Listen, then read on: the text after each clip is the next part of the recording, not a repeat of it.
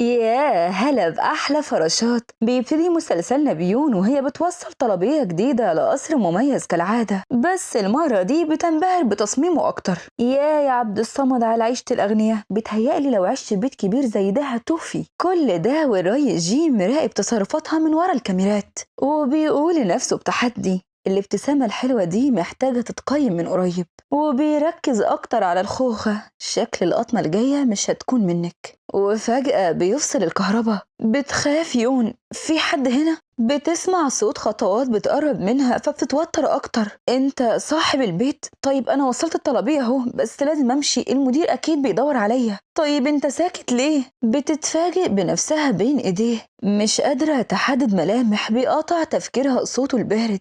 ممكن طلب صغير؟ ممكن أعضك؟ تعضني؟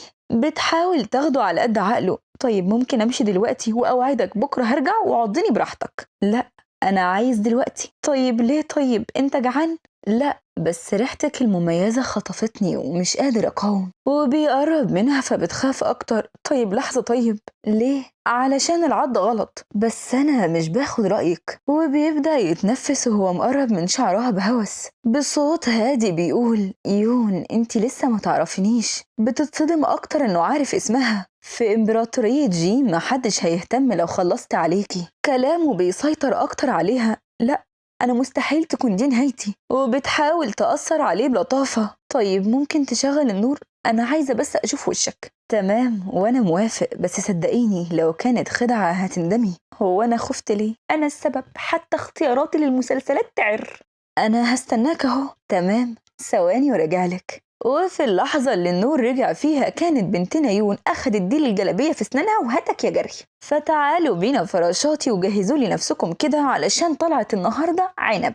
بس قبل ما نبدأ، لو أول مرة تشوفني ما تنساش لايك واشتراكك في القناة لأنه بيفرق معايا جدا. ويلا بينا نبدأ الحكاية. بتفتح صورة أختها ليه وبترجع بذكرياتها. يون في اليوم اللي هتشوفي فيه الرسالة دي اعرفي اني مش هكون موجودة، وكل ده بسبب العم آن. كان هدفها الطلاب الفقراء وانا كنت منهم. كانت بتستغل احتياجنا للفلوس. بتفوق يون من ذكرياتها. اوعدك اني هعرف الحقيقة. بترجع للمول. بتلاحظ صاحبتها شين انها خايفة. انا عايزة اكلم الشرطة، الراجل المجنون اللي وصلت له الطلبية عمل ايه؟ بتخاف يون تقول طلب وتستجننها هي كمان. لا ابدا ما عملش حاجه. بتحاول شين تنصحها تركز في شغلها وبس. الاغنياء لو حصل بينهم مشاكل هتخسر شغلها. تاني يوم بتقف تشتري الفطار وقبل ما تقرب كان جين اخدها. بتتسحر من جماله، وطبعا كل ده ما تعرفش ان هو كانت هتمشي بيمنعها. استني دي ليكي. لا شكرا. وانا قلت انه ليكي، اعتبريه اعتذار.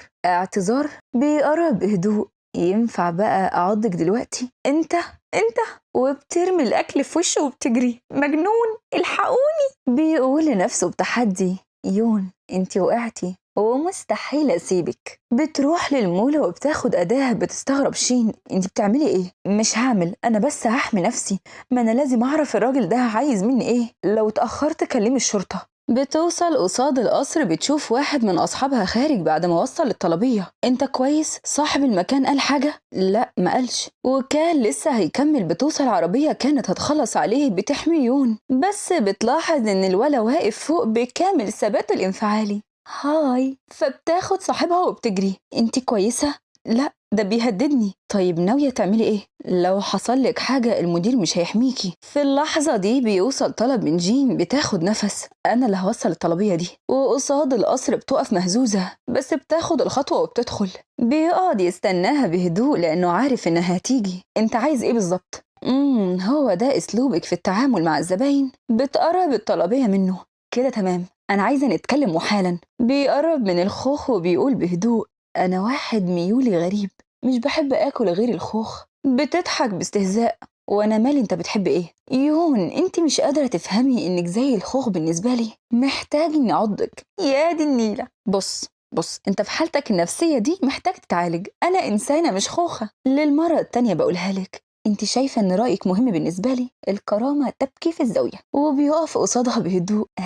ينفع بقى أعضك دلوقتي؟ بتفهم إنه مريض ولازم تاخده على قد عقله.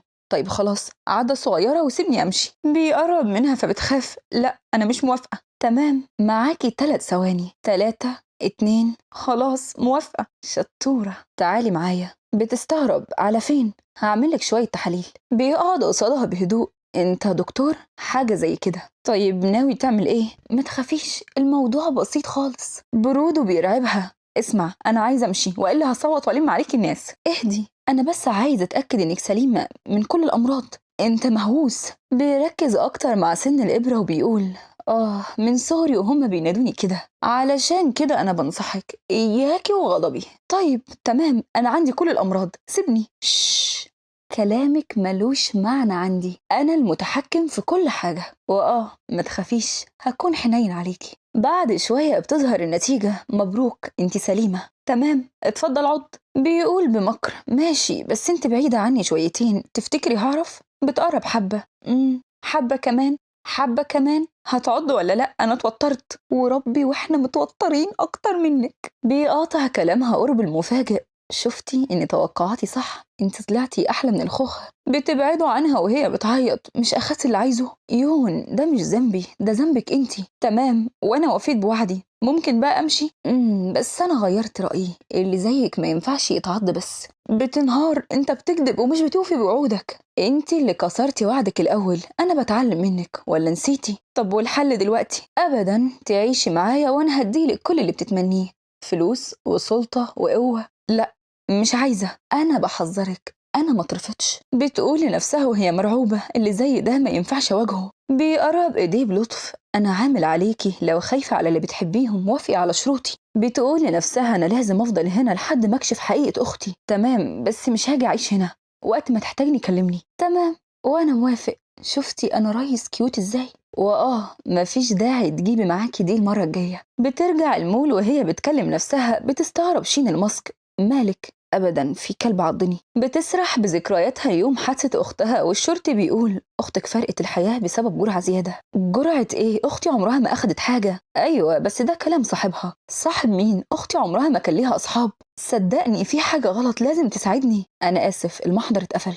بتنهار يون. إزاي ده حصل؟ دي كانت عيلتي الوحيدة، أنا ماليش حد غيرها. تاني يوم بتروح لشغلها كالعادة. بتستلم الطلبية لقصر جين. متأكدة إنك عايزة تروحي؟ أنا لازم أروح. طيب استني، خدي دي علشان تحمي نفسك. وهي خارجة بتتخبط في ست بالغلط. أنا أسفة. بتلاحظ لبسها، دي نفس الست اللي اتكلمت عنها أختها. بيقاطع تفكيرها صوت المدير. يون، الطلبية اللي في ايديكي. حاضر حاضر، هوصلها حالا. انا لازم ارجع فورا، ما ينفعش تفلتي من ايدي المرة دي. وعند جين بيقول بمكر. غريبة، ليه مستعجلة المرة دي؟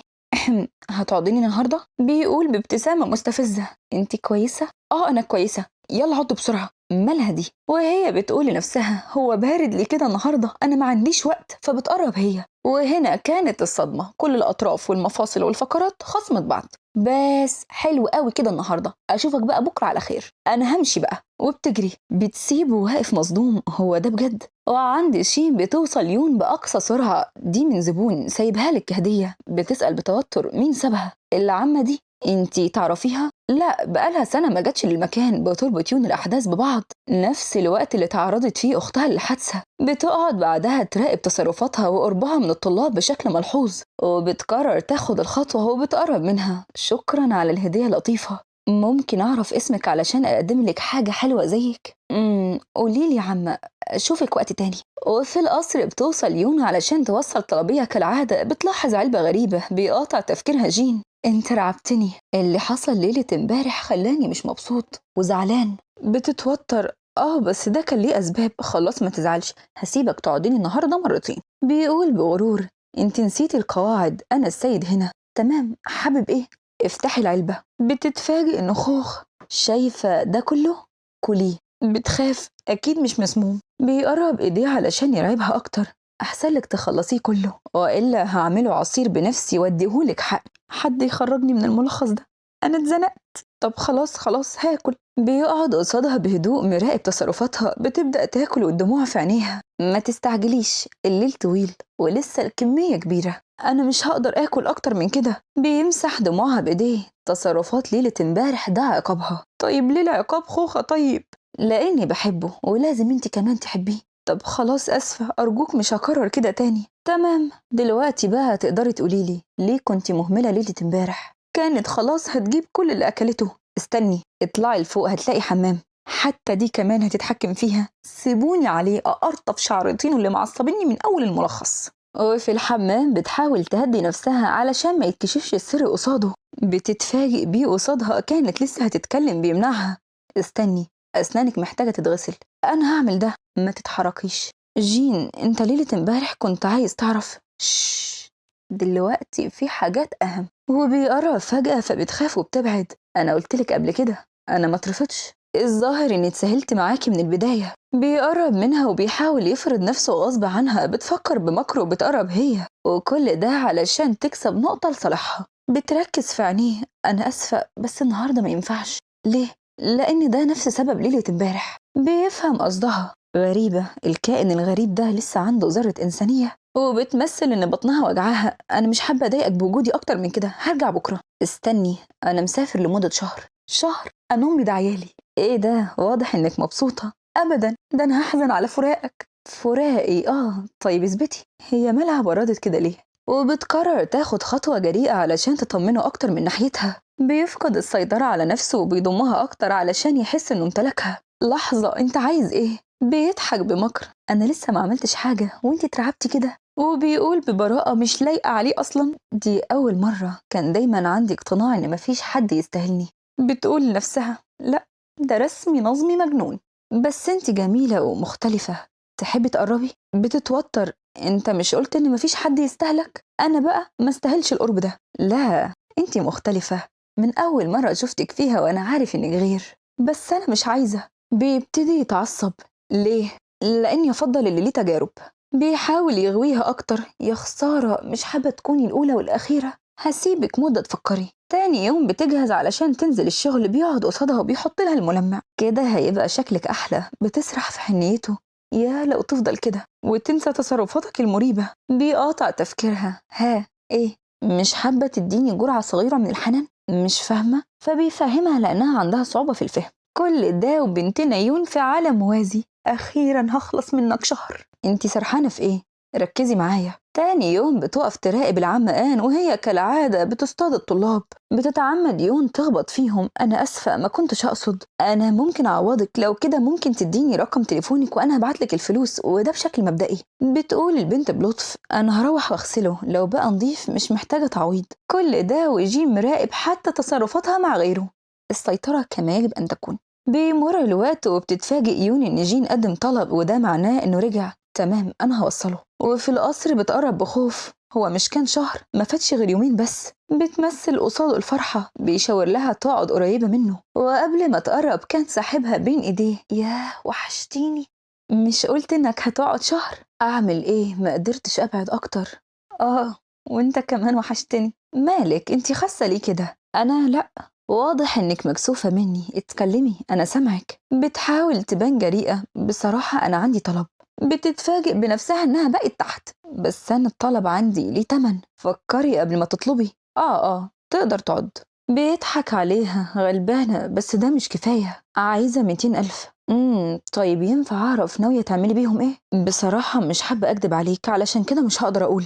بس وعد هيجي الوقت اللي هصرحك فيه. تمام، والمقابل؟ أنت عايز إيه؟ عايز أعرف بعد ما أمتلكك هفضل مهووس بيكي ولا لأ. تاني يوم بتصحى بتحاول تتحرك. بيضمها أكتر. ما تتحركيش، بس أنا عندي شغل دلوقتي. خدي أجازة. لأ، خلاص انسي الفلوس. بتضطر تسمع الكلام كله إلا الفلوس. وفي مكان هادي بيقعد قصادها وعينه عليها. كلي، انتي ضعيفة اليومين دول. بيلاحظ إنها مشغولة ومش مركزة مع كلامه. كنت بتقول إيه؟ انتي مركزة فين؟ كانت هتتكشف إنها مركزة مع العمة بتمنعه. أنا بس تعبانة شوية، ممكن أروح الحمام؟ بيمر الوقت وبتوصل بعدها. إيه للدرجة دي تعبانة؟ لو حابة ممكن نروح المستشفى. لا، مفيش داعي، أنا أحسن دلوقتي. بيمر الوقت وبيوصل مساعد جين وهو معاه كل المعلومات الخاصة بيون واهتمامها المستمر بالعم آن، وواضح إن في سر خطير بينهم. بيجي الليل وبيقرب منها وهي نايمة وبيقول بهدوء. مفيش حد يقدر يأذيكي طول ما أنا عايش غيري. اللهم احرمنا من الحب اللي شبه ده يا رب. نصيحة من موقعي هذا. لو معاكي حد بالشكل ده اجري، سيبي شبشبك واجري. بتصحى على صوت أنفاسه. انت بتعمل ايه؟ أبدا، كنت حابب أتفرج عليكي وانت نايمة. يا ريت في خلال أسبوع تسيبي شغلك، بس انت وعدتني اني هفضل فيه وانا بخلف بوعدي. فبتديله بالمخدة على بوزه. بتقول لنفسها واضح اني لازم اهرب منك في اسرع وقت، وبتقرر تتنكر علشان ما يقدرش يتعرف عليها. جين الغلبان، شكرا على 200,000، والله ما في حد غلبان غيرك. وعند جين بيطلب من المساعد فيديو مراقبة يون الليلة. بيتفاجئ المساعد انها اختفت. جميل جميل. وعند يون بتخطط ازاي تقرب من العم آن وتلفت انتباهها، وبتبدأ تنفذ في خطتها. تاني يوم بتتعمد تتعرف عليها وهي متنكرة بلبس المدرسة كأنها طالبة. أنا ليو، انتي لسه بتدرسي؟ لسه بدرس. صحيح، بس بصراحة واضح انك لسه صغيرة ومش لايق عليكي اناديكي بالعمة، وكأي أنثى بترفرف من السعادة. معاكي حق، انا ما يبانش عليا السن. لا بجد، ولا كأنك عندك 18 سنة. واضح ان كلامك حلو وهنبقى اصحاب.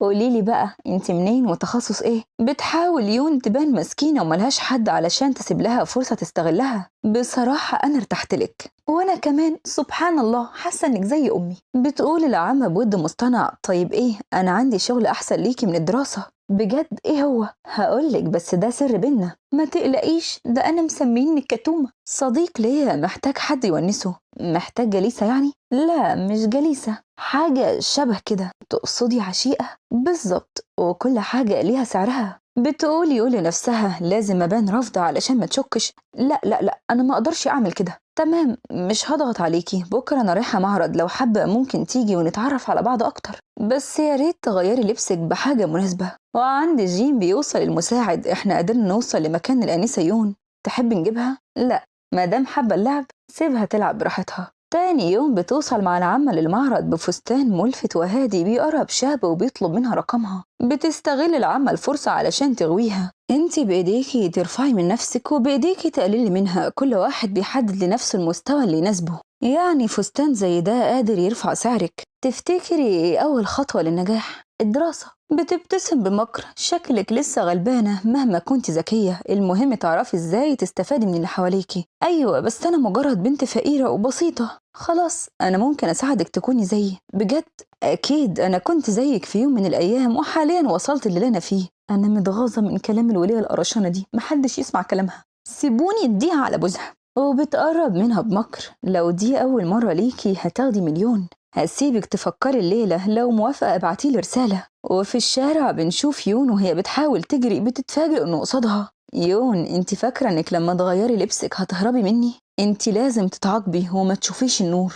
بتفتح عينيها فجأة وبتطمن انه مجرد كابوس. المجنون ده مش سايبني حتى في احلامي. وبتقرر تستعجل في خطتها مع آن وبتكلمها. انا اسفة، مش هقدر اوافق على طلبك، امي مريضة ولازم اروح لها. بتستغل آن احتياجها، اطمني انا جنبك، استنيني وانا جاية. بتوصل آن، اهدي انا معاكي، العلاج يكلف كام؟ 200,000. بس كده؟ دول بساط خالص. بجد؟ طيب ازاي؟ تعالي معايا للمستشفى، هعملك شوية تحاليل وبعدها هنقابل شخص هيدفع لك المبلغ. بتضمها يون بحب مصطنع، شكرا بجد، مش عارفة من غيرك كنت عملت ايه. وعند جين بيقول المساعد اخبار يون كالعادة، انا عايز يون بخير مهما كان التمن. تاني يوم بتروح يون مع العمة للزبون. دي البنت اللي طلبتها، بيركز في تفاصيلها وبينبهر. بيقرب ايديه فبتقرب هي كمان. اصبر عليا يا عجوز انت، هربيك. اقعدوا. نتيجة تحاليلك كلها ممتازة، انا راضي جدا. يا ترى عندك اي طلبات؟ بصراحة امي مريضة ومحتاجة 200,000 ضروري. بس كده؟ اعطي. بتحس انها كده اتزنقت ومفيش مفر. ايوه بس انت عارف انها اول مرة. اكيد عارف، علشان كده ممكن تديني وقت 2 بس أجهز فيهم. بيبص للعمة، احنا هنهزر ولا ايه؟ سيد فوه، ممكن نتكلم لحظة؟ البنت دي ممتازة من كل حاجة، مش أول مرة أقدم لك حد، ودي بالنسبة لي أحسنهم. اديني 2 بس واضمن لك إنها تكون ملكك. وعند جيم بيوصلوا المعلومات كالعادة، الآنسة يون خرجت الليلة مع العمة آن وقابلت عجوز فندق. وبعد التحقيق واضح إنها هتكون، وقبل ما يكمل كلامه كان الكاس رايح 100 حتة. يون، للدرجة دي مش فارق معاكي ورحت تشوفي راجل غيري؟ وعندي يون بتوصل العمة ومعاها الفطار.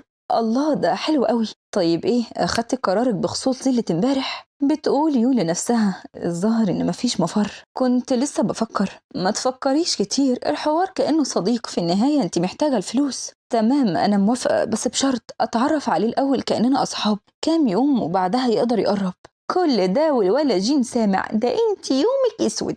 تمام أنا كلمته وهو عايز يقابلك. يقابلني ايه؟ مش قلت انك عايزة تتعرفي عليه؟ وقصاد القصر بيوقف الخدم، من فضلكم استنوا هنا، احنا بنعقم المكان كويس. بتستغرب يون، بس امبارح سلم علي عادي، ما كانش مهتم بالنظافة كده. بيوصلها الخدم للقصر وفجأة الكل بيهرب. معقولة كل ده كان فخ من العجوز اللي شبه البطيخة ومش هيسمح لي أهرب؟ لا أنا لازم أتصرف. وبتقرب من الباب وكانت هتكسره. بتتفاجئ بيه قصادها. يون ما شفتكيش من زمان. انت بتعمل ايه هنا؟ انت ساكت ليه؟ ابدا ده بيتي، معقولة مش هكون هنا؟ بيته؟ طيب ازاي؟ قوليلي بقى بتعملي ايه هنا؟ تحبي اناديكي يون ولا ليو اللي عبرت المحيط علشان تاخد حق اختها؟ بتفهم وقتها انه كشف حقيقتها. انا اتسهلت معاكي كتير لدرجة انك نسيتي مين السيد هنا. وبيشيلها فجأة. قوليلي بقى هربتي ليه؟ انا قلت لك كان عندي حاجات مهمة اعملها وانت ما سمحتليش فهربت. مهمة تخرجي مع راجل غيري، ده مهم بالنسبة لك. بيقرب منها وبيمسح الملمع. انا ما بحبش اللون ده عليكي، كده احسن كتير. نص بروده وثباته الانفعالي، وحياتي وحياتكم هتبقى زي الفل. وبيديها جرعة من الحنان، بس اكسترا اكسترا اكسترا اكسترا. بتبعدوا عنها. انت عايز ايه؟ هقولك بعدين، لان دلوقتي عندي حاجة اهم. انا بكرهك. مش مهم، معانا وقت طويل تقدري تحبيني فيه. من الضغط والتوتر والصدمة بتفقد وعيها بين ايديه. بتفوق بعدها بتتفاجئ ان لبسها متبدل ورجليها مربوطة وفي حيطة فوقها. انت بتعمل ايه؟ سيبني، انا لسه ما خلصتش نومي. اخلص واسيبك. قلت لك ابعد. انت عملت ايه؟ تفتكري انتي انا عملت ايه؟ معرفش، قول انت. بيقاطع كلامها صوت عصافير بطنها وهي بتصوصو. انتي جعانة؟ مش جعانة، انا عايزاك تفكني. هاكل ازاي كده؟ ما تقلقيش انا هاكلك بنفسي. يا سيدي ما تخافش، مش ههرب. ومين قالك اني خايف؟ ده عقاب. وبيشاور المساعدة بتوصل بالفطار. كلي وبعدها هنتكلم، بس انا مش جعانة. انا عايزاك تجاوبني على سؤالي الاول. بس انا جعان ومش عارف لو ما اكلتيش دلوقتي ممكن اعمل ايه. ماشي خلينا ناكل. شطورة جين، ممكن تفكني؟ اوعدك مش ههرب تاني. لا، العقاب هيفضل عقاب. طب هفضل قد ايه كده؟ شهر. مين سمح لك تعاملني بالطريقة دي؟ أنا، لأنك هربت مني. خليكي بقى شطورة وأعدي الشهر ده بهدوء. بتنهار. أنا عارفة إنك غريب، بس أنا ما قصدتش أستفزك، أنا كنت بعمل واجبي. أنت عارف أنا تعبت قد إيه علشان أوصل للنقطة دي؟ أنت عارف أنا أخدت وقت قد إيه علشان ألاقي آن؟ أنت مريض. بيضعف لأول مرة قصاد دموعها. طيب اهدي، كلي الأول. مش هاكل، أنا همنع الأكل خالص. طب خوخة طيب. طيب مية طيب. بيفشل بكل الطرق. بيضمها بين ايديه. لو فضلتي تعيطي كده هفضل اعضك. اهو ده اللي انت شاطر فيه، برضه هفضل اعيط. طيب خلاص، اوعدك هساعدك في قضية اختك. بجد؟ بجد انت عارفة ان ليا نفوذ واقدر اساعدك. طب امتى؟ بعد العقاب ما يخلص. وده امتى بقى؟ مش لسه قايل شهر؟ بترجع تعيط تاني. طب خلاص اسبوع. بتعيط اكتر. طيب بصي بقى، دمعة تانية واعتبري كل الكلام اللي قلته ملغي. فبتسكت. انا كنت ناوي اكلك بايدي، بس المنظر ده مش هينفع. اهتم بيها. اشوفك بعد اسبوع. بتخرج بعدها تتمشى في القصر. بيقابلها المساعد اللي بيعرفها ان الري جيم مش سهل، وإن ثروته تفوق خيالها. بتحس إن في حاجة غريبة، إزاي شاب لسه صغير عنده كل الأملاك دي؟ بيقاطع كلامها وصوله. حبيبتي يون، مشغول بالك بإيه؟ أنا خلاص كشفتك، لو عايز تخلص عليا فأنا مستعدة. مش فاهم تقصدي إيه؟ ليه هخلص عليكي؟ أنت ليه مصر تكذب وتخفي هويتك؟ إمتى خفتها؟ بتبعدوا عنها. أنت راس الحية وأكيد السبب في كل حاجة. ممكن أقولك حاجة؟ شكلك بيبقى أحلى وأنتي متعصبة. بتديله على بوزه. يا عالراحة. إياك تفكر تقرب مني وإلا هضربك تاني. بيحاصر إيديها. بس انتي للأسف ما فهمتنيش. وبيقربها منه علشان تطمن. شفتي هديتي إزاي؟ انت عايز إيه؟ عايز أعرف انت شايفاني إزاي، وده هيفرق معاك؟ أكيد انتي أهم رأي بالنسبة لي. تمام. تقدر تقولي إزاي حققت كل الثروة دي؟ يون أنا زيك. المنظمة قدرت تسرق أوراق تخصني. والله عايز تفهمني إنك مظلوم وإنك مش راس الحياة في الآخر؟ بابتسامة باردة بيقول لو هبقى الشرير وتفضلي معايا فأنا موافق، وأنا مش محتاجة أثبتلك. عايزة تصدقي صدقي. بتفهم إنها ما ينفعش تقف قصاده. تمام، قلت لي انك هتساعدني في قضية اختي. اكيد وانا قد الوعد، بس دلوقتي في حاجات اهم لازم اوفي بيها. يا عبد الصمد عليك وانت مستعجل. وعلى الغدا بتلاحظ انه بيجهز لها كمية كبيرة. مش ملاحظ ان ده كتير شوية؟ لا مش كتير، وزنك بقى قليل، كلي. المنظمة بتستخدم المستشفى كصورة، بس في الحقيقة بيعملوا عمليات مريبة، من أول التجارة الليلية لحد تحديد صفات الجنين. أختك مخلصوش عليها من البداية، بالعكس كان في شخص معجب بيها، بس بسبب إنك بلغت الشرطة قرروا يخلصوا عليها. بتنهار، يعني أنا السبب؟ أنا اللي أذيتها؟ بيضمها بين إيديه. اهدي، أنا جنبك، أنا هساعدك تدخلي المنظمة. بجد؟ بس ده ليه تمن، وتمنه من اللحظة دي إنك ملكي. وكانت ليلة فراشات. تاني يوم بيقعدوا يفطروا سوا. هنبدأ الخطة ازاي؟ ما ينفعش تتكلمي وقت الأكل، خلصي أكلك وبعدها نتكلم. منك، أنا خلصت، نتكلم بقى. وإيه اللي في الطبق دي؟ أهو. شطورة، دي الخطة. أولا هكون الدكتور في المستشفى وانتي المساعدة، أو هكون عميل وانتي حبيبتي. ايه وانت جاي معايا ليه أصلا؟ وهو أنا المفروض أسيبك لوحدك؟ بتفهم إنه مفيش مفر. طيب خلاص، أنا هختار الخطة الأولى. بيحس بالغيرة، انتي رافضة تكوني شريكتي؟ بتقرب علشان تطمنه، ده مجنون. وبحنية بتقول انت عارف ان في الوقت ده ما عنديش خيار تاني، بس انا دخلت المستشفى والعمة ان شافتني اكيد هتكشفني. بيقرب بابتسامة ثقة. ما تخافيش، انا خلصت عليها. ايه، خايفة؟ لا مش خايفة، هي اصلا كانت تستاهل. فبيديها اول درس كمساعدة. تاني يوم بيحضر لها الفطار. مساعدة يون، الاكل جاهز. ايه ده، شكلك كيوت بالنضارة. يعني بحاول اعمل تغيير. قال لي يعني كده اتغير؟ احنا نحاول نعمل نفسنا هبل. بس واضح انها عجبتك، تحبي فورا بتسكته. اللي زي ده لازم يسكت. وقصاد المستشفى بيقف الموظف يشرح لهم الاماكن، بس بيأكد عليهم انه مش مسموح الحركة غير في مكان شغلهم وبس. وعند السكرتيرة بتقف مبهورة. اتفضل ارتاح. ملوش داعي، عندي فوبيا من الجراثيم. مفيش مشكلة، هتستناني لحظة، هطبع لحضرتك بطاقة المستشفى. ممكن أعرف الدكتور جيم منين؟ واضح من الملامح إنك مختلف. بتحس يوم بالغيرة. المختلف قال. وبيبدأ ابننا جيم في الشغل، لكن نقول إيه في الستات وعمايلها؟ بيشاور لها بإيديه. إيه مش فاهمة؟ هوبا، أنت بتعمل إيه؟ في كاميرات. ما تقلقيش، لغتها. بيجي الليل وبتقف يون سرحانة، يا ترى إيه متداري في المبنى ده؟ بتتفاجئ بشخص بيقع من فوق. بيقرب منها جين. الوقت اتأخر، يلا ننام. ننام؟ بقولك في حد اترمى تقولي ننام؟ انت هنا علشان تكشفي الحقيقة، والحقيقة محتاجة صبر. بتفهم يون انه ما عندوش مشاعر ولا إنسانية، مجرد شكل وبس. بيضمها بين ايديه وبيقول لنفسه الأحسن ليكي انك تفضلي خايفة مني علشان تتحامي فيا. وبتقول يون لنفسها الوقت اللي هوصل فيه للدليل ههرب من غير تفكير. تاني يوم بتتفاجئ بشو مدير المستشفى. بتلاحظ نظراته المثبتة عليها. بتتعمد تشتت انتباهه بالملف وهو بيقع. خلي بالك المرة الجاية. بتحاول تقرب منه بلطافة. ممكن ما تخصمش مني؟ ليه، انت شايفة اني شرير كده؟ لا ابدا. بيقرب ايديه بحب. انا مبسوط اني قابلتك. فبتسلم بطراطيف صابعها. تربية الولا جين. تاني يوم بتتفاجئ بيه في نفس المكان. سيد شو، ايه الصدفة الحلوة دي؟ بصراحة مش صدفة، أنا مستنيكي، ممكن أخد رقمك؟ يعني لو حابة نتكلم. وفورا بتوافق. وعلى العشاء بتقعد مشغولة بالتليفون. بيحس بالغيرة. ممكن نركز شوية في الأكل؟ أنا بس كنت بحاول أعمل صداقات في المستشفى، وأنا قلت ركزي في الأكل. بتتفاجئ بعدها برسالة من ري شو. يا لهوي، إيه وجع البطن ده؟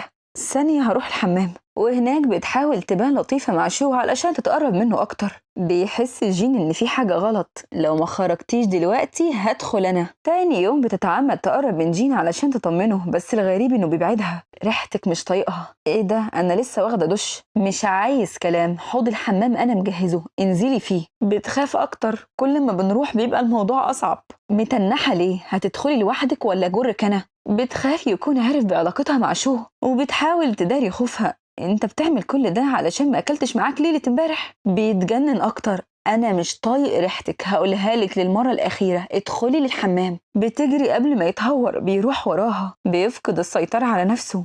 ازاي سمحتي له يقرب منك؟ انت ملكي. وبيجبرها تفضل في المية علشان تمسح كل الآثار. انت ازاي بتعاملني كده؟ مفيش حاجة بيني وبينه. حتى لو مفيش، مش مسموح حتى الكلام مع غيري. بيجي الليل وبتبعت السكرتيرة رسالة لجيم بتطلب منه تقابله. وهناك بتقول بهدوء دي المعلومات اللي طلبتها. بيقرب منها بمنديل. بتقول لنفسها أنا أول مرة أقابل حد مغرور كده. أنا عايز كاميرات المراقبة للمبنى التاني.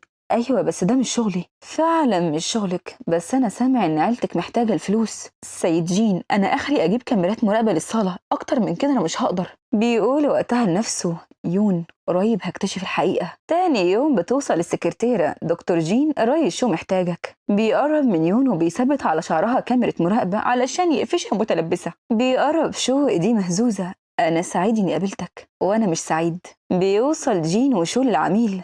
هو ده دكتور جين؟ تمام، عندي مشكلة في الكلية وكنت محتاج غيرها. بيقرب شو من يون. مال وشك أحمر ليه؟ ها؟ لا مفيش، ده إرهاق بس. كل ده وجين مركز وفي أوضة الاستراحة بيقول ببرود إيه علاقتك بشو؟ بتخاف من سؤاله. علاقة إيه؟ أنا اللي بسألك. لا مفيش علاقة بينا. تمام، واسمك عرفه إزاي؟ عرفه من البطاقة. فين البطاقة؟ أستخبى فين؟ خبوني. استنى طيب افهمني. بص أنا فعلا قابلته مرات كتير، بس أحلف لك إني ماليش علاقة بيه. بصوته الحاد بيقول أنا بحذرك إياكي والكذب. أنا إزاي أكدب عليك؟ خد تفاحة كتعويض. بيصدمها برد فعله. انتي عارفة أنا عايز إيه؟ بيجي الليل وبتسلم السكرتيرة سجل الكاميرات ومن مكاني ده بقول ليون اهربي. بيقعد يراجع الكاميرات وهو حاسس إن روحه مهزوزة. بيركز في ملامحها البريئة وهي نايمة. أعمل فيكي إيه؟ أنا حبيتك، لو بعدتي عني أنا هتجنن. بتحس بقرب وقبل ما تستوعب كانت بين إيديه. نخرج من هنا وأنا هعرف إزاي أحرمك من الشمس. تاني يوم بيقابلها تشو وكالعادة بيحاول يقرب منها. ممكن نتغدى سوا الليلة؟ بتقول لنفسها يمكن ده يخلصني من المجنون اللي معايا. تمام بس ممكن أتأخر شوية. وفي المكتب بيقعد شو بيقول بابتسامة مريبة أنا عارف إنك انتي والدكتور جين على علاقة. بتقول لنفسها باستغراب ومادام عارف عايز مني إيه؟ بصراحة أنا حابة أكون معاكم. معانا؟ إيه معانا دي؟ أكيد يقصد معاكي. الله يخرب بيت الترجمة. النون بتفرق. ما تقلقيش أنا هدفعلك اللي تطلبيه، وإلا مصيرك هيبقى كده. بتخاف هي كده وقعت في ورطة أكبر. طيب مطلوب مني إيه؟ أبدا، عايز ميعاد مع الدكتور جين. بصراحة واحد زي الدكتور جين صعب يتساب عادي كده. بتتصدم، هو كل ده عينه من جين؟ يا وجع البطن. وبيسرح في ذكرياته من اللحظة اللي شفته فيها وقلبي اتخطف. يا أخي كشك في قلبك. بتقولي نفسها ده الحل الوحيد علشان أهرب من هنا وقفلت من إيدين جين. تاني يوم بيقف يستناها علشان يساعدها في الهروب. ها قوليلي بقى هقابل الدكتور جين إزاي؟ بعد نص ساعة هيلاحظ إن اختفيت، وقتها تقدر تخدعه وتقولي إني معاك، وبكده هيبقى تحت سيطرتك. بجد؟ طيب افرضي رفض؟ سيد شو أنا لسه معاك، لو رفض يبقى ليك تصرف تاني. وفي مكان هادي بيقعدوا يتغدوا. بتحاول يون تهرب. إيه ده؟ دكتور جين؟ وهوب على بوزك يا عجوز يا شايب. وعند جين بيكتشف اللي عملته. ليه كده؟ ليه؟ انت اتلوثتي يوم ما فكرتي تقربي من حد غيري. وعند يون بتروح لمكان خاص بالسفر بس اللي بيكون من تحت بير السلم. الأوراق جاهزة؟ بتشكرها يون على مساعدتها، وقبل ما تتحرك كانت رجالة جين محاصراها. أنسة يون سيد جين في انتظارك، يا ريت تتفضلي معانا بهدوء. وقصاد القصر بيخرج الولا وحالة من الاكتئاب بتسيطر عليه وعلينا. تعالي. هاجي بس بشرط البنت اللي أخدتوها ملهاش ذنب. شرط؟ وانتي من امتى وانتي بتتشرطي؟ ولو ما نفذتش هخلص على نفسي علشان اريحك مني. ممتاز. حبيبتي كبرت وبقى ليها صوت.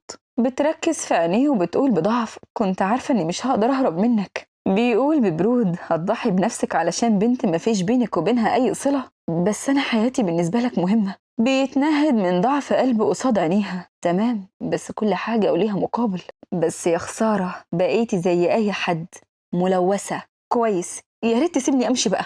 ها غلبانة، انا هرجعك ليا بطريقتي. وبيشيلها فجأة. وهاتك يا غسيل لحد ما يبان لها صاحب. هتنضفي يعني هتنضفي. وفي الأوضة بيحاصرها بهدوء. يون أعمل فيكي إيه؟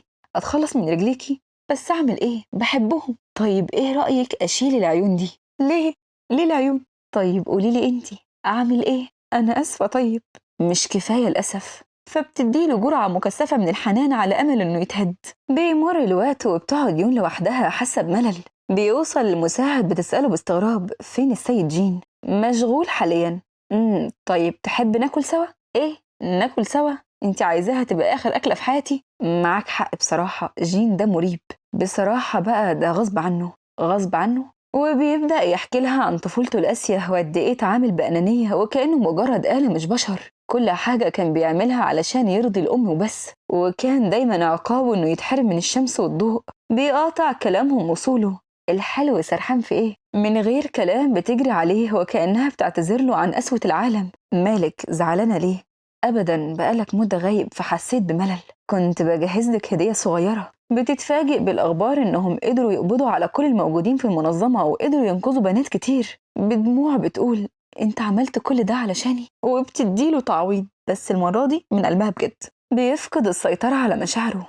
انت بتحبيني؟ اكيد، انت مميز وغني وكمان لطيف وساعدتني. وانت بتحبني؟ بيرفض يجاوب وبيعبر لها بقربه كأنه بيتهرب من قلبه. بيجي الليل وبتمشي تتسحب وراه زي الحرامية بس بيقفشها. انتي بتراقبيني؟ كانت لسه هتتكلم بيقع في حمام السباحة بالغلط، والصدمة انه مش بيعرف يعوم. بتنزل بسرعة علشان تنقذه. جين اصحى، انا ما كنتش اقصد صدقني. بيفوق اخيرا، بتضمه بين ايديها علشان تطمن. تاني يوم بتتفاجئ ان درجة حرارته عالية. بتقول لنفسها اهو ده بقى الوقت المناسب علشان اهرب.